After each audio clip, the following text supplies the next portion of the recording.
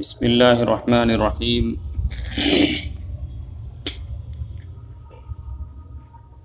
الحمد للہ رب العالمین والعاقبۃ للمتقین والصلاة والسلام علی سید الانبیاء والمرسلین سیدنا و مولانا محمد و آلہ و اصحابہ اجمعین۔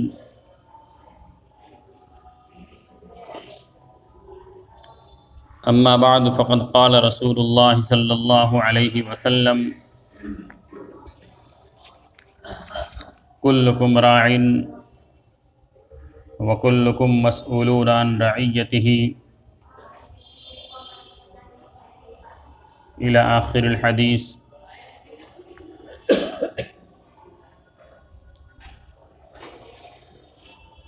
محترم بھائیوں، دوستو، بزرگوں،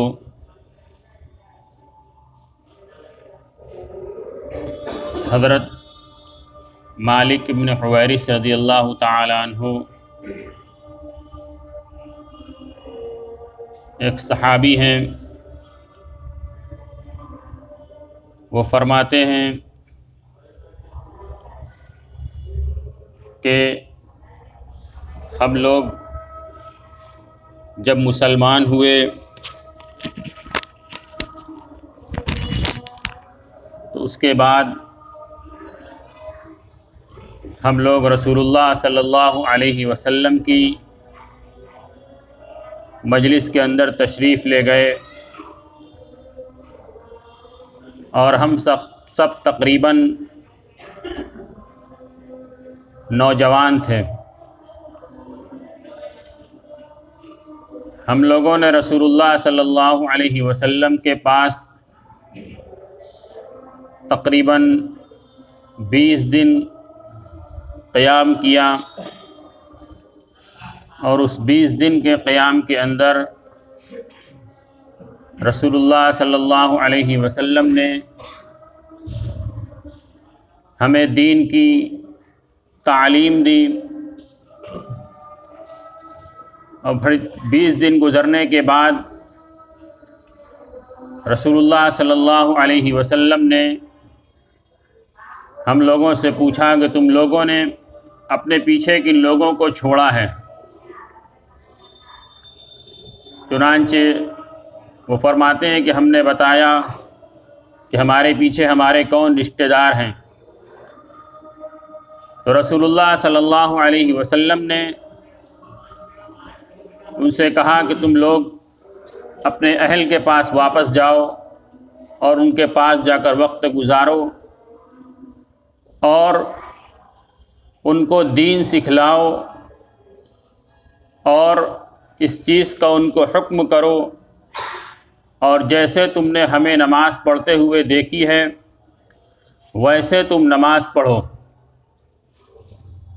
حدیث کے اندر آگے اور بھی تفصیلات ہیں۔ یہ لمبی حدیث، اس کا یہ خلاصہ تھا کہ وہ آئے اور رسول اللہ صلی اللہ علیہ وسلم کے پاس 20 دن قیام کیا۔ آپ نے 20 دن کے اندر ان کو دین کی تعلیمات دیں۔ اس کے بعد آپ صلی اللہ علیہ وسلم چونکہ امت کے تمام افراد کے اوپر مہربان تھے، تو آپ نے پوچھا کہ تم لوگوں نے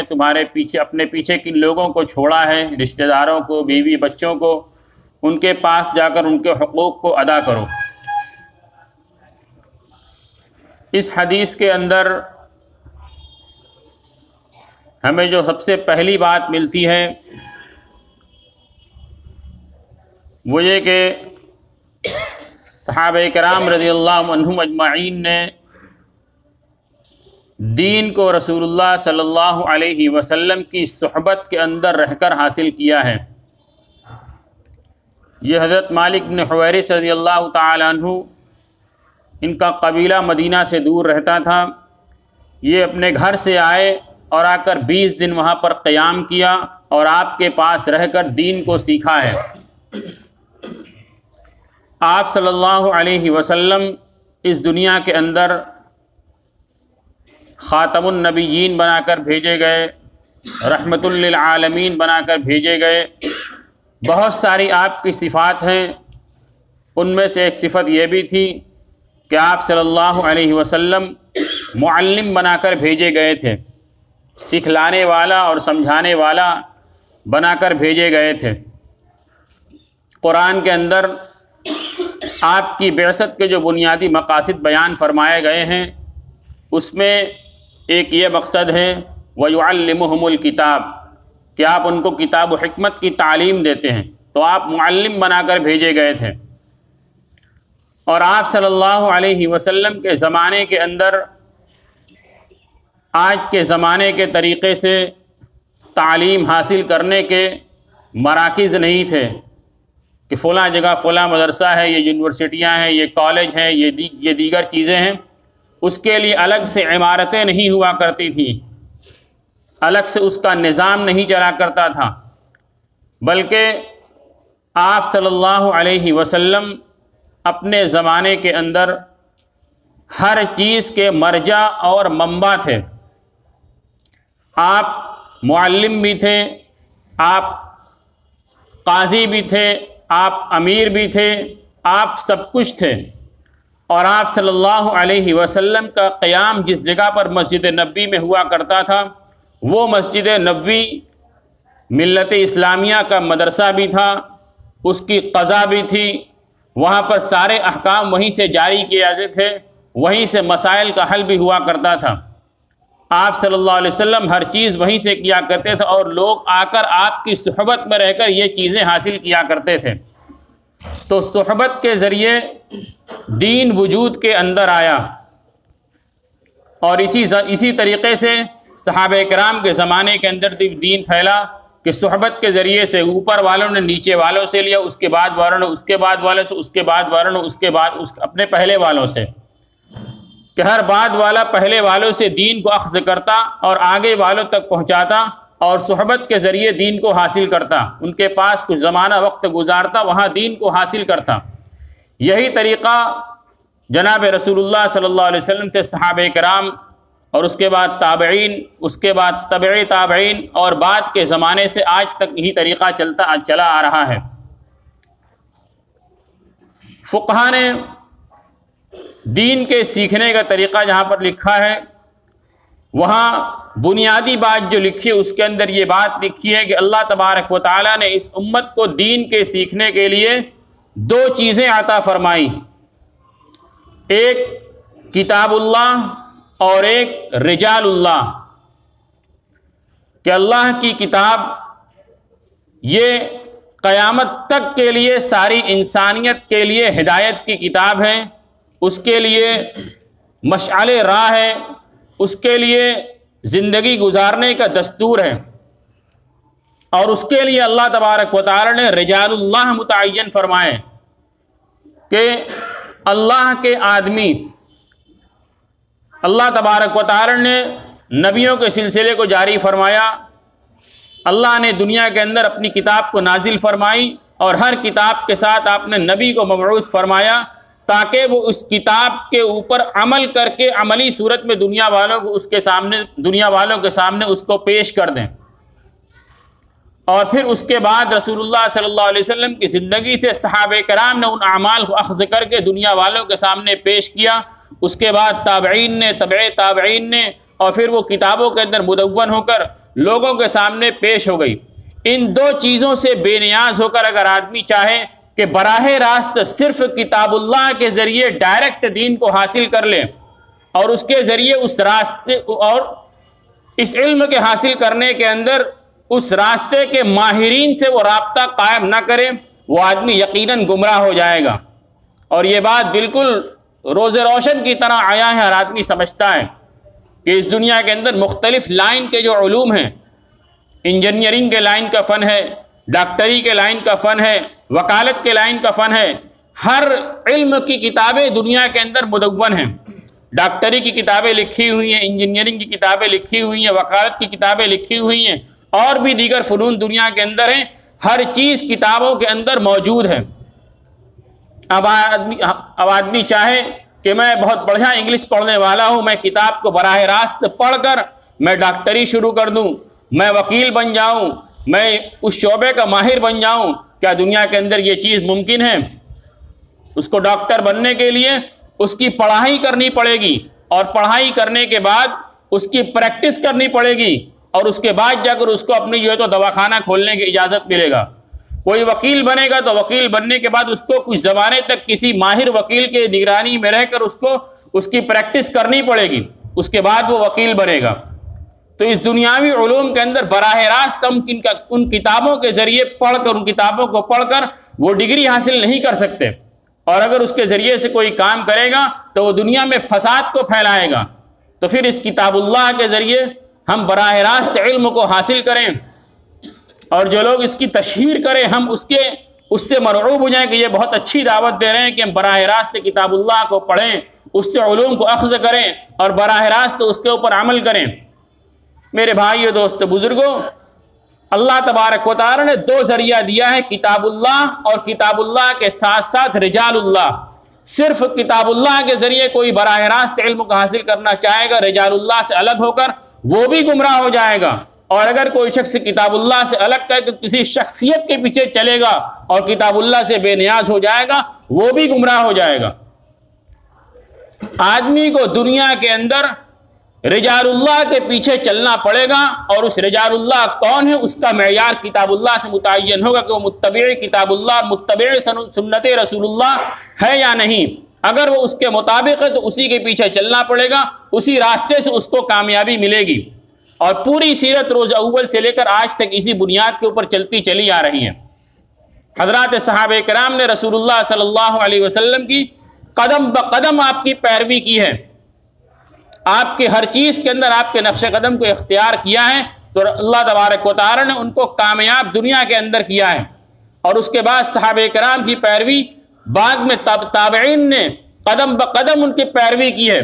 اس کے بعد تبع تابعین نے کی ہے، اور جن لوگوں نے بعد میں کی اللہ تبارک و تعالی نے ان کو کامیاب کیا ہے دنیا کے اندر بھی، اور آخرت کے اندر بھی ان کو کامیاب کریں گے۔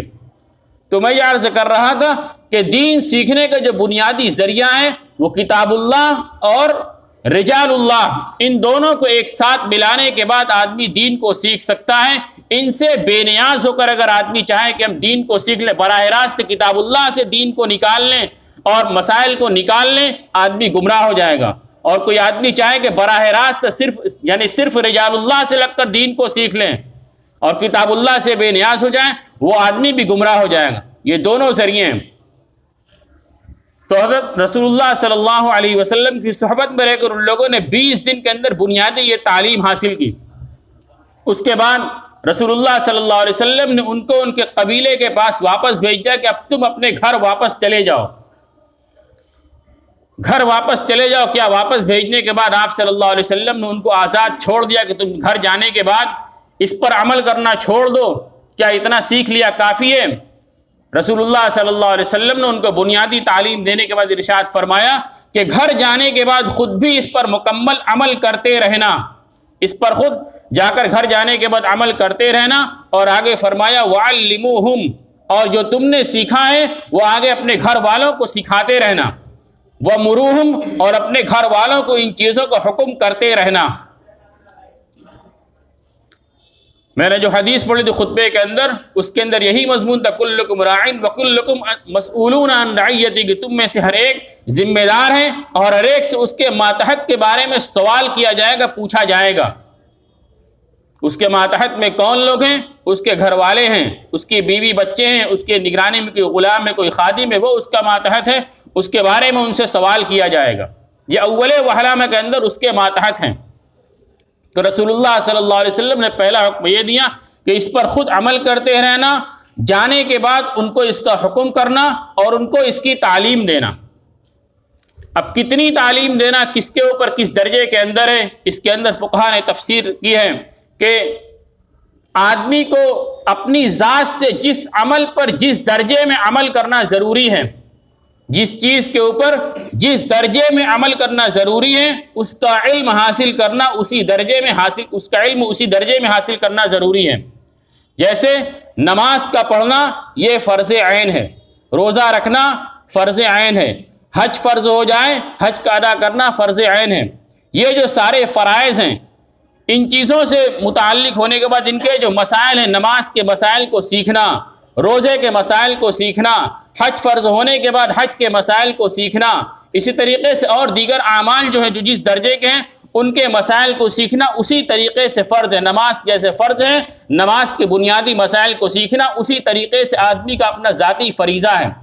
روزہ فرض ہے، روزے کے مسائل کو سیکھنا یہ ذاتی طور پر فرض عین ہے اس کے اوپر۔ آدمی کاروبار کر رہا ہے، حلال ہے یا حرام ہے، اس کا علم کو حاصل کرنا اس کے اوپر ذاتی طور پر فرض ہے کہ یہ چیز میرے لیے حلال ہے یا چیز میرے لیے حرام ہے۔ حج فرض ہو گیا، حج کرنے کا سفر کا ارادہ ہے تو حج کے اندر کیا حلال ہے کیا حرام ہے، اس کے کیا مسائل ہیں، اس کا سیکھنا اس کے اوپر فرض ہے۔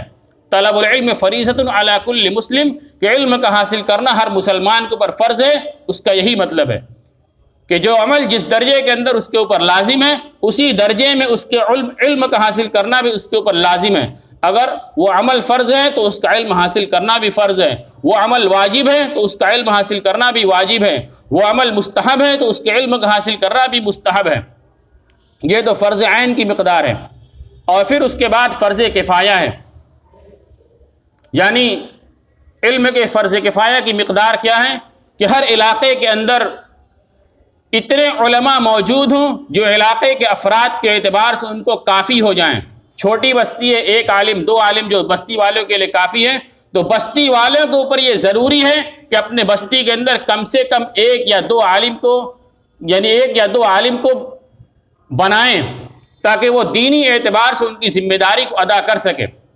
اگر ان کی بستی کے اندر عالم نہیں ہوگا تو پورے بستی والے اس کے گنہگار ہوں گے کہ اس بستی کے اندر مسلمان لوگ ہیں اور مسلمان کو یعنی ان کے دین کے اعتبار سے رہبری کرنے والا کوئی موجود نہیں ہے۔ تو ایک علم ہوتا ہے فرض عین کے بقدر، جو انسان کو جو عمل جس درجے میں اس کے اوپر ضروری ہے اس کا علم حاصل کرنا بھی اسی درجے میں ضروری ہے۔ دوسرا فرض کفایہ کہ دین کے پورے مشمولات کا جاننے والا کا ہونا، یہ ہر بستی کے اندر کم سے کم ایک یا دو، چھوٹی بستی ہے تو اتنے، بڑی بستی ہے تو جتنے افراد ان افراد کے لیے کتنے عالم کافی ہو سکتے ہیں اتنا بنانا بستی والوں کی ذمہ داری ہے۔ اب رسول اللہ صلی اللہ علیہ وسلم نے یہاں پر جو حکم دیا ہے کہ جانے کے بعد ان کو تعلیم کرو، یہ تعلیم دینا، یہ حکم دینا، خود عمل کرنا، یہ فرض عین ہے۔ اسی کو رسول اللہ صلی اللہ علیہ وسلم نے فرمایا کلکم راعٍ وکلکم مسئول عن رعیتہ، کہ تم میں سے ہر ذمہ دار ہے اور اس سے اس کی ذمہ داری کے بارے میں پوچھو گی۔ ہماری نگرانی کے اندر جتنے افراد ہیں ان تک دین کو پہنچانا، ان کو دین سکھانا، اس کا ان کو حکم کرنا، یہ ہمارے اوپر فرض عین ہے۔ جیسے نماز ہمارے اوپر فرض ہے ویسے ہی ہمیں اپنے ماتحتوں کو دین سکھلانا بھی فرض ہے۔ جیسے روزہ ہمارے اوپر فرض ہے ویسے ہی اپنے ماتحتوں کو دین سکھلانا بھی ہمارے اوپر فرض ہے، اور اس کی نگرانی کرنا بھی فرض ہے کہ وہ اس دین کے اوپر عمل کر رہے ہیں یا عمل نہیں کر رہے ہیں۔ آج اس لائن سے ہمارے اوپر، ہمارے پورے معاشرے کے اندر بہت کوتاہی ہے کہ ہم خود تو دین کے اوپر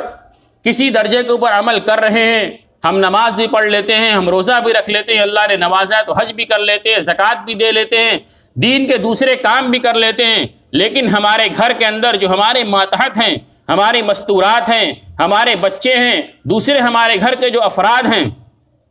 ان کی ہم کتنی فکر کرتے ہیں، ان تک دین کو پہنچانے کی، ان کو دین کے اوپر لانے کی ہم کتنی فکر کرتے ہیں۔ یہ ہمارے اوپر فریضہ ہے اور اللہ تبارک و تعالیٰ اس کے بارے میں کل قیامت کے دن ہم سے پوچھیں گے، کلکم مسئول عن رعیتہ، ہر ایک سے سوال کیا جائے گا۔ آج ہم دنیاوی اعتبار سے تو بہت آگے تک کی سوچتے ہیں کہ ہمارے مرنے کے بعد ہماری اولاد، پھر ان کی اولاد، نسلوں تک کا انتظام ہو جائے، رہنے کا بھی انتظام ہو جائے، ان کے کاروبار کا بھی انتظام ہو جائے، وہ دنیا کے اعتبار سے تعلیم یافتہ بھی ہو جائیں، اچھی تہذیب کے بھی مالک ہو جائیں۔ ہماری ساری سوچ دنیاوی اعتبار سے ہے۔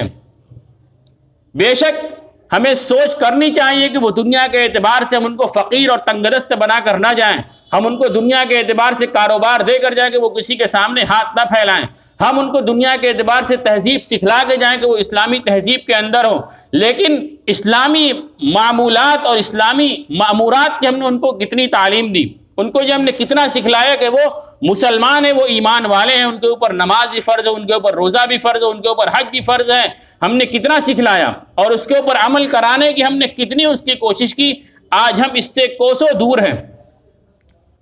آج ہم ہر ایک کی پرورش دنیاوی اعتبار سے تو خوب کر رہے ہیں، کرنا بھی چاہیے، لیکن دین کی ذمہ داری اس سے بہت مقدم ہے۔ آخرت کے دن جو پوچھ ہوگی وہ دینی ذمہ داری کے اعتبار سے پوچھ ہوگی، دنیاوی ذمہ داری کے اعتبار سے کوئی سوال نہیں ہوگا کہ تم نے دنیا کے اعتبار سے کتنی تعلیم دلائی، دنیا کے اعتبار سے اس کو کتنا کاروبار دیا، دنیا کے اعتبار سے کتنی ڈگری دی، ڈاکٹر بنایا نہیں بنایا، یہ کوئی پوچھ نہیں ہوگی۔ لیکن دین کے بارے میں ضرور پوچھو گی کہ تم نے اس کو نماز کا حکم دیا یا نہیں دیا، روزے کا حکم دیا یا نہیں دیا، دین سکھلایا کہ نہیں سکھلایا، اسلامی تہذیب اس کو سکھلائی کہ نہیں سکھلائی، ایمان کی قیمت اس کو بتائی کہ نہیں بتائی، اس کے بارے میں ضرور پوچھو گی۔ اور ہر ایک سے پوچھے کہ اس کے ماتحتی کے اندر جتنے لوگ ہیں۔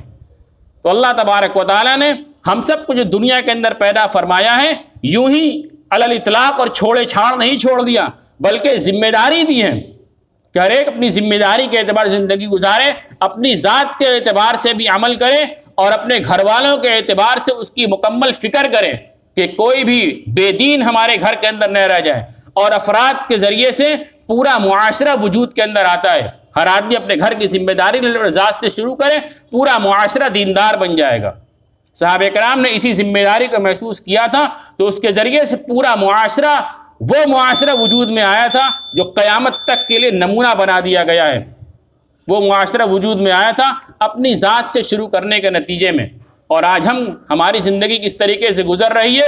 اب ساری انگلی دوسرے کی طرف ہوتی ہے ہماری کہ فلاں کے اندر یہ کمی، فلاں کے اندر یہ کمی، فلاں کے اندر یہ کمی، اپنے گریبان میں کسی کو جھانکنے کی فرصت نہیں ہے۔ آج پورے معاشرے کے اندر کیا ہو رہا ہے، کسی سے چھپا ہوا رہی ہے۔ ہم اپنی فکر کر لیں، غیروں کے عیب کو اچھالنا ہم چھوڑ دیں، ہم بھی سدھر جائیں گے، معاشرہ بھی سدھر جائے گا۔ ہم خود اپنی ذات سے اس کی ابتدا کریں۔ اللہ تبارک و تعالی ہم سب کو کہنے سنت صدا عمل کی توفیق عطا فرمائے۔ وآخر دعوانا الحمد للہ رب العالمین۔